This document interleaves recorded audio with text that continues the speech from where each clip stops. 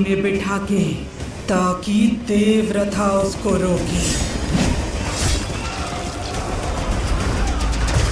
बताइए सब क्यों पीछे पड़े हैं? तुम्हारे पिता, देवा, उसकी माँ, मैं, ये सील, ये सारे लोग, हम सबको एक चीज जोड़ती है, खानसार।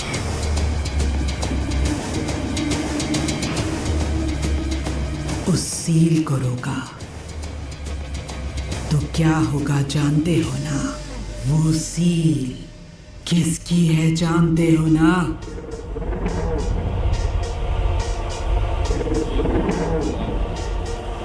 सील को रोका गया है पहली बार, और उसे रोकने वाला जानता हूं।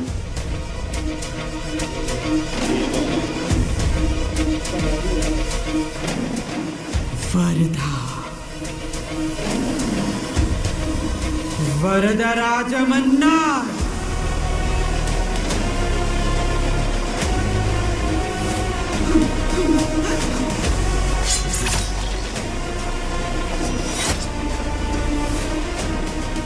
उसके अलावा उसे और कोई नहीं रोक सकता।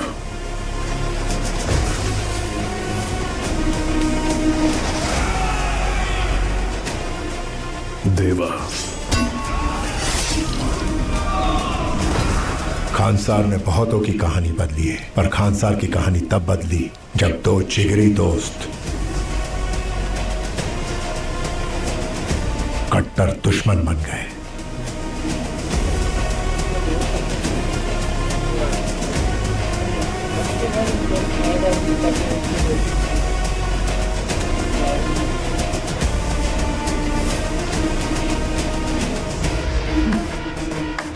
परफेक्ट प्लान बनाया ना? उन दोनों के बीच जब जंग होगी, उनमें से कोई एक ही बचेगा।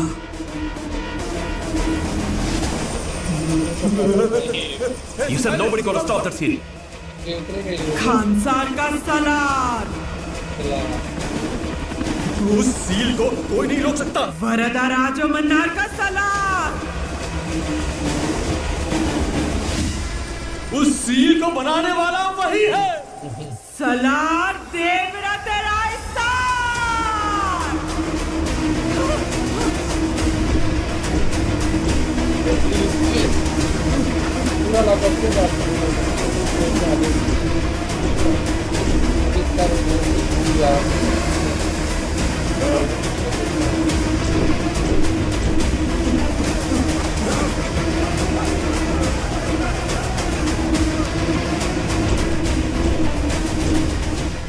अब क्या होगा?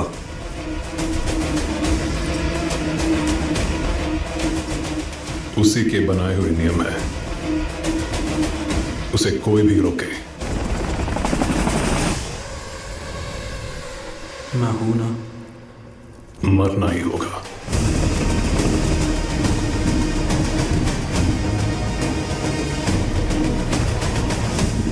कुछ कहानियों को देखकर डर लगता है,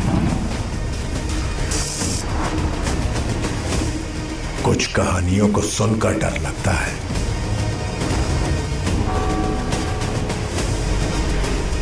इस कहानी को याद करके ही डर लगता है।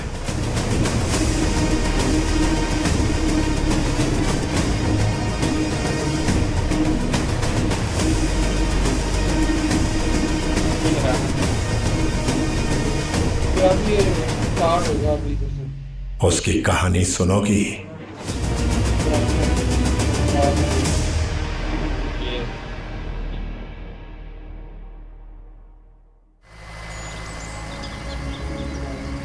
यह कहानी हजारों साल पुरानी है। महमूद गजनी चंगेज खान से भी ज्यादा खूंखार डाकू हुआ करते थे।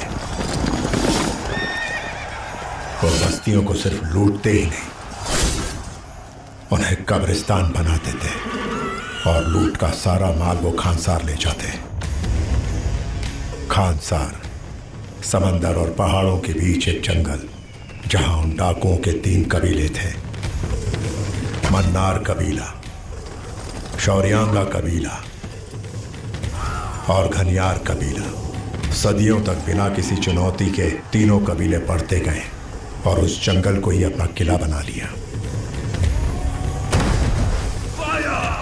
हालांकि अंग्रेजों ने पूरी दुनिया पर राज किया और भारत पर भी अपनी हुकूमत जमा ली, लेकिन वो खानसार में एक कदम भी नहीं रख पाए। जब कभी कोशिश की, उन्हीं की फौज तबाह हुई।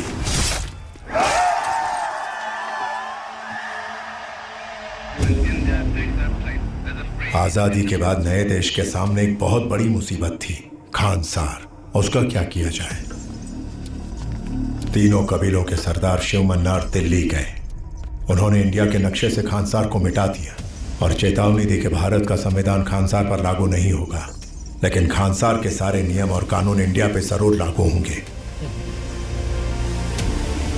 भारत के सारे गैर कानूनी धंधे जैसे smuggling, gambling, money laundering, drugs, land mafia, petroleum, fake currency, arms, इन सब में जितना पैसा आता था उसमें खानसार का फिक्स्ड हिस्सा था। ये सब उन्हीं के एजेंट संभालते थे। कानून उन तक ना पहुंचे, इसलिए उन्होंने देश के पॉलिटिकल सिस्टम को ही काबू में ले लिया। दहशत ही था उनका हथियार, जिसका सामना कोई नहीं कर पाया। धीरे धीरे लोग खानसार का नाम तक लेने से डरने लगे। डर की बुनियाद पर खड़ा था ये सारा कारोबार और इसमें सिर्फ मुनाफा था। शिव मन्नार अपने कबीले के वायलेंट नेचर से वाकिफ थे। जैसे जैसे दौलत बढ़ती गई, उन्होंने खानसार को एक सिस्टम में बांधना चाहा। उन्होंने कानून की एक किताब लिखवाई जो सब पर लागू थी।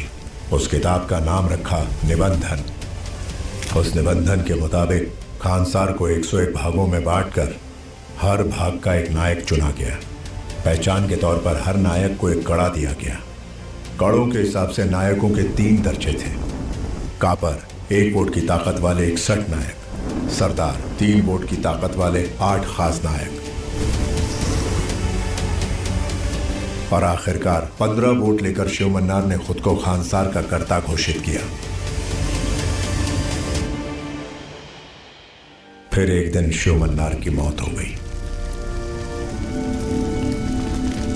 तीनों कबीले के समझौते के हिसाब से शिव मन्नार के बाद शौर्यांगा कबीले के नायक धारा को खानसार का कर्ता बनना था, लेकिन राज मन्नार का अपने पिता की गद्दी छोड़ने का कोई इरादा नहीं था। सबकी नजर मेरी ही गद्दी पर है। शौर्यांगा कबीले को ही जड़ से मिटा दूंगा।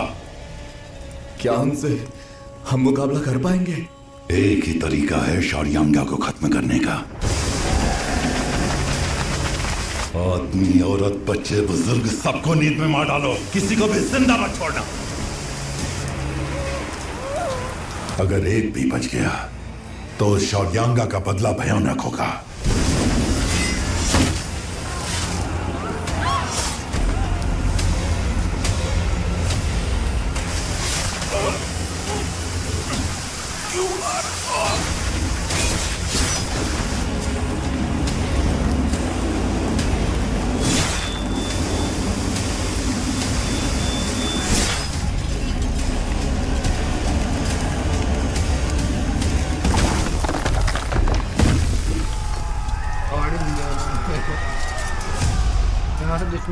उस दिन शौर्यांगा कबीला जड़ से खत्म हो गया और इस कत्लेआम के बाद सबने राज मन्नार के सामने घुटने टेक दिए। चारों ओर बड़ी बड़ी दीवारें बनाकर एक खतरनाक फौज खड़ी करके उसने खानसार को बेहद ताकतवर बना दिया।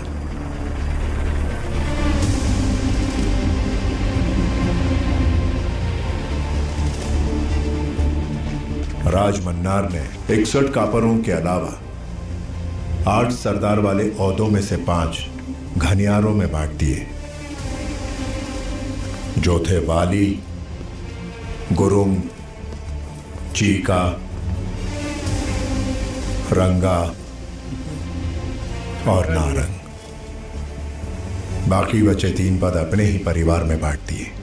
ओम राज मन्नार की पहली बीवी का भाई, भारवा राज मन्नार का दामाद, रुद्रा राज मन्नार की पहली बीवी का बेटा, राधा रमा राज मन्नार की पहली बीवी की बेटी, राज मन्नार का गौरव, राज मन्नार की शान।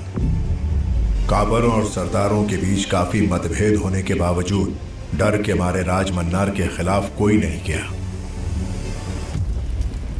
जो लोग सदियों से खून खराबा करते आए थे वो 25 सालों से काबू में रहे उस दिन तक।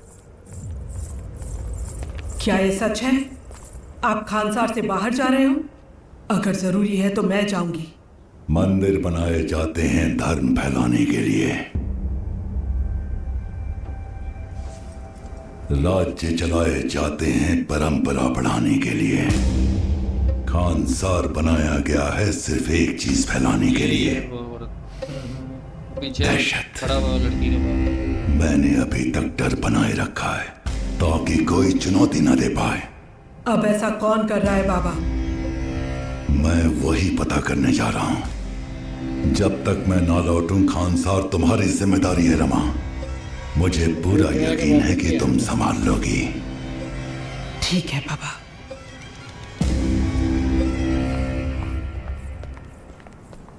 करता आपके फैसलों पर कोई उंगली नहीं उठा सकता, पर आपका दामाद होने के नाते मैं कुछ पूछना चाहता हूं। क्या आप उसे माफ करेंगे? किसे? आपके बेटे वर्धा को। वर्धा क्यों फेंक दिया तुमने कड़ा? क्यों फेंक दिया बताओ? दिए हुए मोल को उसने जाया कर दिया। वो मेरा बेटा कहलाने के लायक नहीं। तब वो सिर्फ 10 साल का था। तुझे इतनी फिक्र क्यों हो रही है? क्योंकि आपसे इस विषय पर बात करने के लिए किसी के पास भी हिम्मत नहीं, क्योंकि खाने की मेज पर आप आज भी वर्धा के लिए एक कुर्सी खाली छोड़ते हैं। और आपके पिता शिव मन्नार को आप जब भी देखते हैं तो आपको सिर्फ वर्धा याद आता है। वो भी आप